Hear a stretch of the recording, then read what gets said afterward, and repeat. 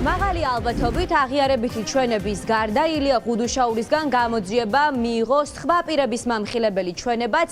ამის თქმის საფუძველს გვაძლევს ის, რომ ისეთი მძიმე კატეგორიის დანაშაულიც კი, რომელსაც ახლა ყოფილ ჩინოვნიკს ედავებიან, გახდა პროკურატურის მხრიდან იმის საფუძველი, რომ საპატიმრო გირაოთი შუამდგომლად სრულად გაიზიარა დღეს სახელმწიფო ბრალდების შუამდგომლობა და ყველა მოთხოვნა სასამართლომ ილია ღუდუშაური გაუშვეს საპატიმრო გირაოში, რაც იმას ნიშნავს, რომ უახლოეს საათებში მას შემდეგ როგორც კი ღუდუშაურის ოჯახის წევრები 500,000 ლარს გადაიხდიან ხაზინაში. ილია ღუდუშაურს რუსთავის ციხისკარს გაუღებენ. მაღალი ალბათობით ამ გირაოსთან ხის გადახდა მოხდება უძრავი ქონების უზრუნველყოფით და სავარაუდოდ ხვალ. რაც შეეხება პროკურატურას, ჩვენ დღეს სახელმწიფო ბრალდების წარმომადგენელს დავუსვით კითხვა იმასთან დაკავშირებით, როგორ იყო შესაძლებელი, რომ ასეთი ტიპის გარიგებები მოეწყო ერთპიროვნულად ილია ღუდუშაურს, რომ არ ყოფილიყო საქმის კურსში არავინ და მათ შორის არც ის კომისია, რომელიც იღებდა შესყიდვებთან დაკავშირებით გადაწყვეტილებებს. ჩვენს ამ კითხვაზე საპასუხოდ დღეს პროკურორისგან მივიღეთ ის ინფორმაცია, რომ გამოძიება გრძელდება და გამორიცხული არ არის, რომ დაკავებულ პირთა წრე გაიზარდოს. მათ შორის შეიძლება დაკავებულ პირებში, ბრალდებულებში ვიხილოთ ყოფილი და მოქმედი მაღალჩინოსნები. ბრალდების ხარჯ გაითვალისწინა ის ასე ვთქვათ წინაპირობები, რაც არსებობდა აღნიშნულ საქმეზე, ნაკლებად მძიმე კატეგორიის დანაშაული აღიარებდა მის მიერ წარდგენილ და შესაბამისად მოთხოვილი იქნა აღქონის სახით საპატიმრო გირაო 500,000 ლარის ოდენობით,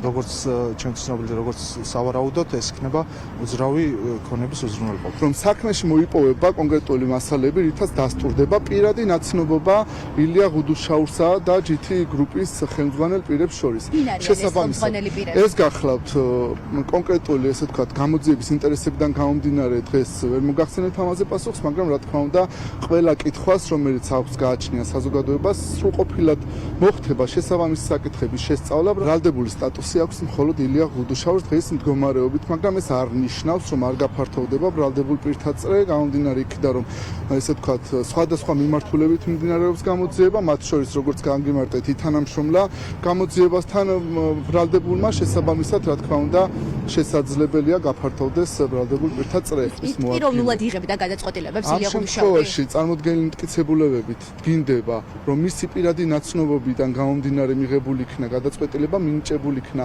უპირატესობა კონკრეტულ ორგანიზაციაზე, რის საფუძველზეც მილიონობით ლარის ზიანი მიადგა სახელმწიფო ბიუჯეტს. ვინ არიან ის პირები, რომლებთანაც ნაცნობობა აკავშირებდა ილია ღუდუშაურს GT ჯგუფიდან?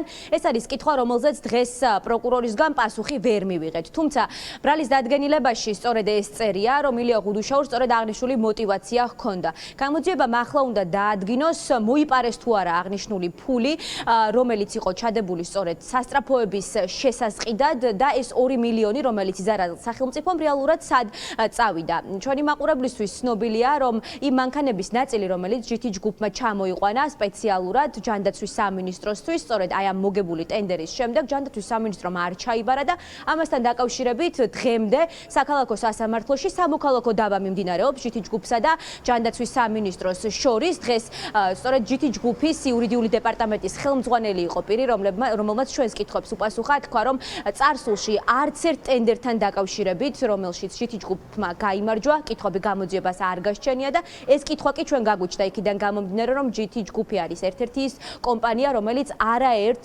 მრავალ მილიონიან ტენდერში მონაწილეობდა, მათ შორის თანამშრომლობდა თბილისის მერიასთან. შეგვიძლია მოვისმინოთ ინტერვიუ, რომელიც ჩვენ იურიდიული დეპარტამენტის ხელმძღვანელთან ჩავწერეთ.